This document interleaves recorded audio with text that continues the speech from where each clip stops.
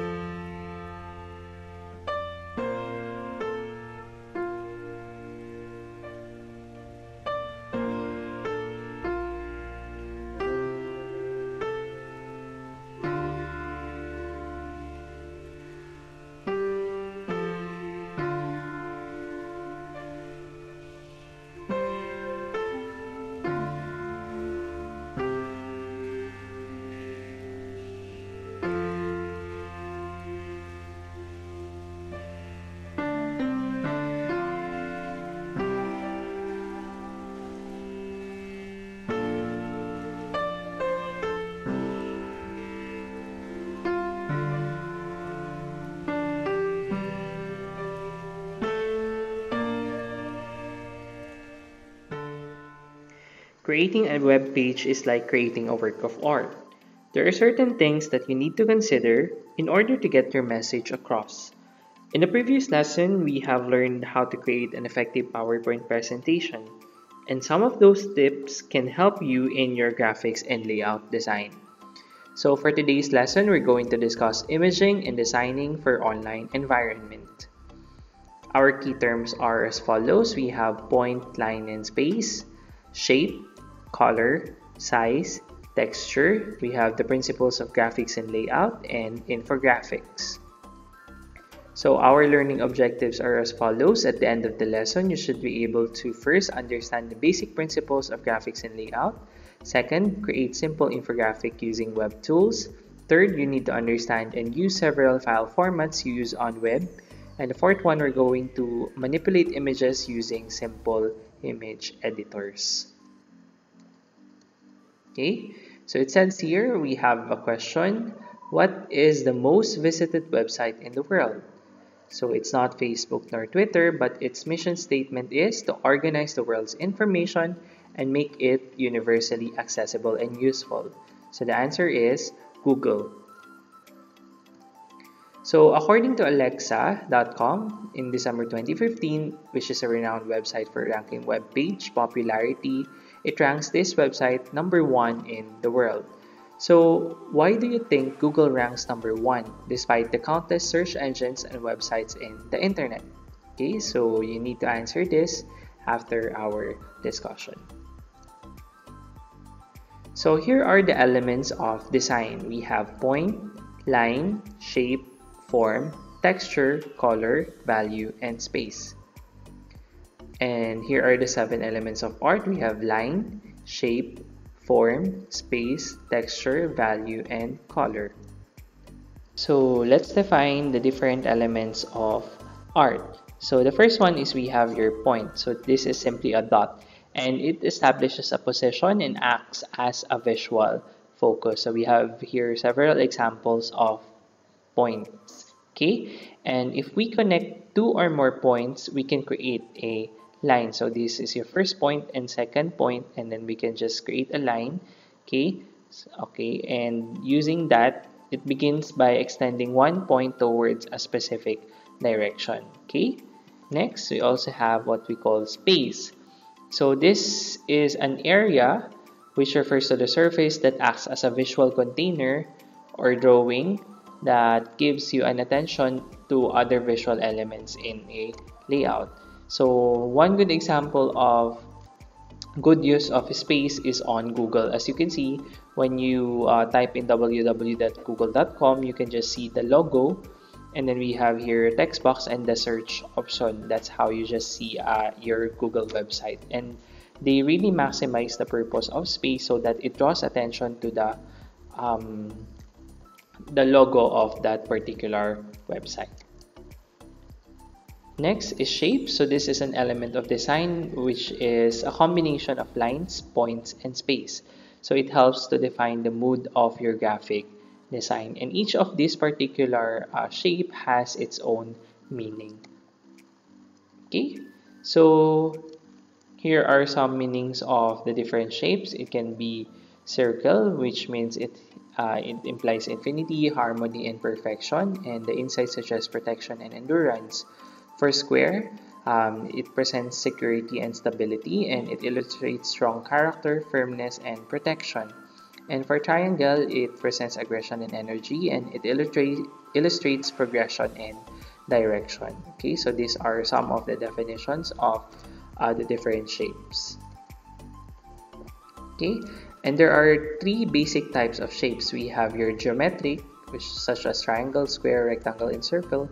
We have natural shapes such as the animals and plants, and we also have abstract, which can be seen on icons, stylized figures, and graphic illustrations. So color is also an important aspect of design, okay, or art. So all colors come from pure light. A color is produced by an object that reflects light, and color can produce dramatic changes in the design when it is used to emphasize things or create images. And color is also very important in creating some presentations, as we have discussed in our PowerPoint lesson. So we have here the primary colors for digital displays. We have the RGB, or red, green, and blue. Okay, so this is the primary colors for digital displays. Okay, so aside from that, we also need to understand the size of your art. Okay, so size refers to how large or small something is in a document, and it allows you or helps you to create layout more attractive and organized. Texture is also important because it presents a look or feel of the particular surface, and printed patterns are a type of visual texture. Okay, so let's proceed to basic principles of graphics and layout. So creating a web page is like creating a work of art. Okay, so we need to understand this because it allows us to understand how we can create later on infographics. Okay, so the first one that we need to understand is about balance. So when we say balance, this is the visual weight of objects, texture, colors, and space that is evenly distributed on the screen. When visiting a website, check if one side holds the same amount of weight on the other, because this can suggest that the web page is on balanced position. And you should also check the colors. It has also some visual weight. Okay, so balance can either be symmetric or asymmetrical. Okay, so these are examples of balance. So as you can see, this is perfect symmetry. Another example of balance where you can just see here pictures, and on the other side is on words. So this is an example of asymmetrical balance. Next is on emphasis. So when we say emphasis, this is an area in design that may appear different in size, texture, shape, or color to attract the viewer's attention. So similar with Google, so they just use the logo that is placed on the center of the website. So it emphasizes the name of the website. Okay, so here is an example of emphasis where they use the color red, okay, to make an emphasis, and the letter is larger compared to the other text. Another example of emphasis is this one. Next is movement. So when we say movement, this presents a visual element that guides the viewer's eyes around the screen. Okay, so with this particular example, as you can see, the movement goes to the left side of your screen. Okay, and this type of image, the movement is going around. Okay, because if you want to see the information one by one, okay, or the image one by one, you just need to go around the picture. So that's an example of movement. Next is pattern, repetition, and rhythm. So this is an example of repeating visual element in an image or layout to create a unity in the layout or image. So rhythm is achieved when visual elements create a sense of organized movement. So let's try to differentiate the three. So this is an example of a pattern. So we have a bigger line, and this is smaller line. Okay, and this is an example of that pattern. Okay, for the repetition, as you can see, this is an example of a shape hexagon, and it uses that particular shape to create this particular repetition pattern. Okay, and this particular example, it creates a rhythm because, as you can see, it creates an organized movement. Okay, next we also have here proportion. So proportion is also important in creating web pages and even infographic posters, because this allows you to have your elements create a sense of unity where they can relate well with one another. Okay, so this type of shape is what we call Fibonacci, and Fibonacci is used in mathematics. Okay, so using this Fibonacci style, this allows you to have a visual proportion in your websites. Okay, a good example of having good proportion is your Facebook page. So on your Facebook, you can see the features on the left side of your page, and then the timeline is placed inside here.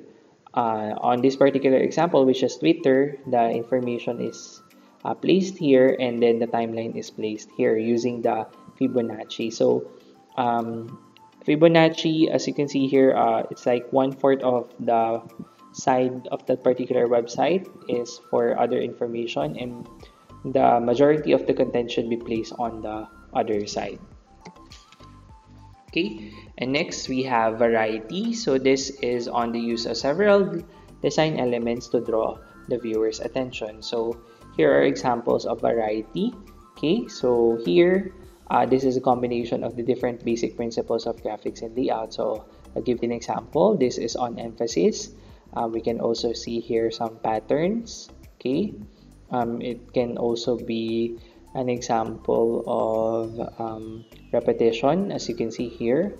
Okay, and the like. So that's a combination of different principles. On this one, we can see that it can present proportion. Okay, because if you divide this, this is bigger compared to this one, and this can also be on emphasis. Okay, that's an example of this.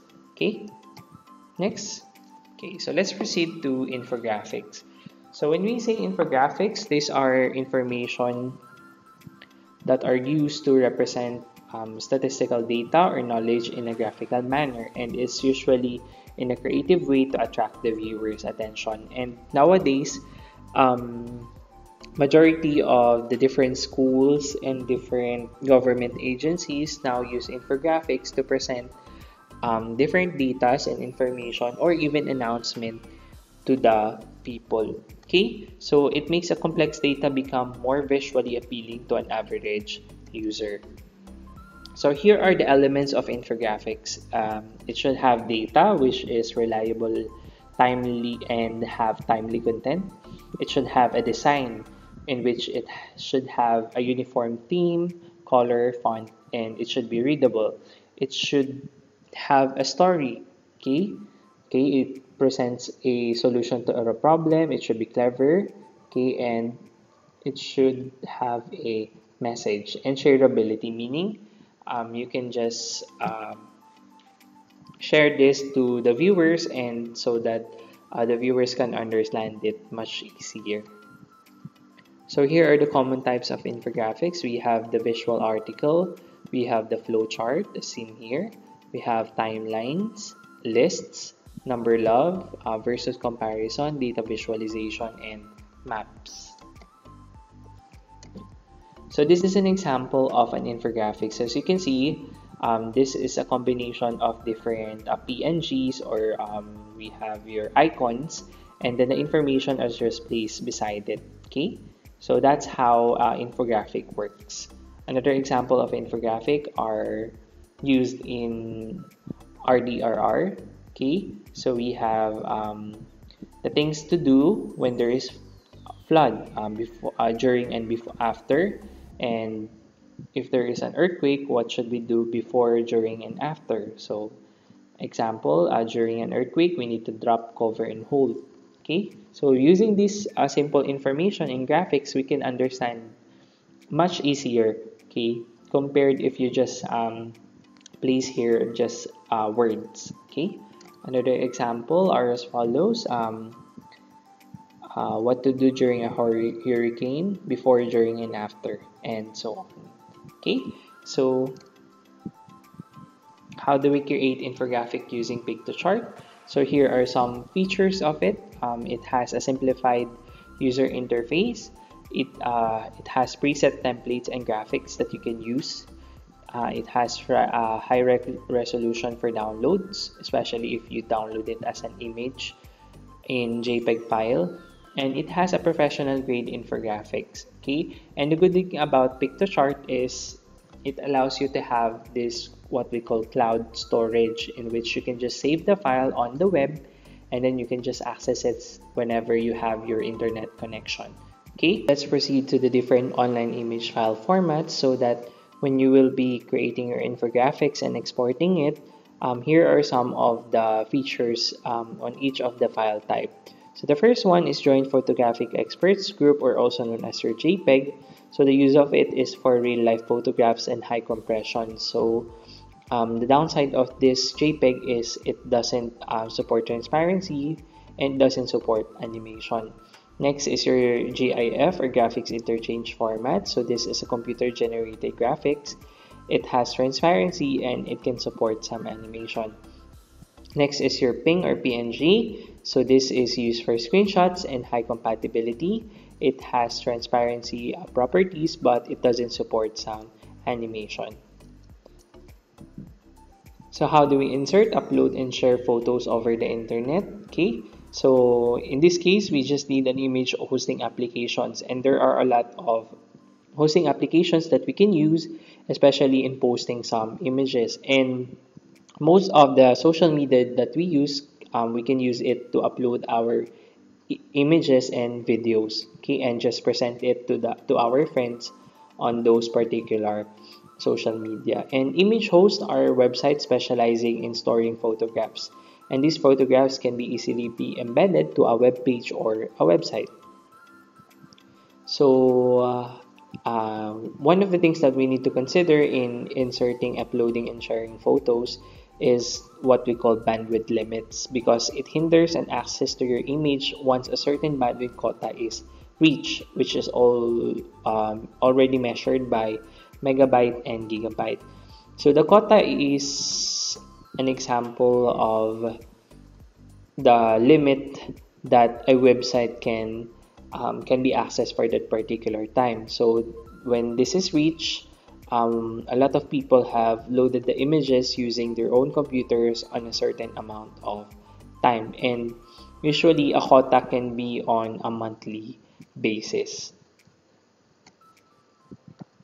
So here are some image hosting platforms that you can use or you can upload some photos of. We have Instagram, okay, we have Imgur, we have Google Photos, we have Photobucket, and we have Flickr as the image hosting applications that we can use. And on Google Photos, you can use this as a means for backup pictures because it provides you some gigabytes, okay, to store your images. Okay, so in summary of our discussions, we have the basic principles of graphics and layout, which includes balance, emphasis, movement, pattern, repetition, rhythm, proportion, and variety. And infographics is used to represent information that is statistical or knowledge in a graphical manner. Okay, so for our quote of the day, creativity is allowing yourself to make mistakes, and design is knowing which ones to keep. This is according to Scott Adams. And in order for us to create a very good infographic is we need to understand all the concepts that we have discussed under this particular lesson. And Just like in PowerPoint presentation, we need to keep it simple. So for our practice, what you're going to do is to answer activity 3 of our subject, which is titled Situational Analysis. So you are tasked to identify a challenge or a problem, the technology used to address the challenge, and how the technology empowered the individuals involved in the different articles that will be given to you on your activity sheet. So you need to answer this on your activity later on. Thank you for watching, and I hope that you have learned many things from our discussion. See you on our next lesson. Keep safe and God bless.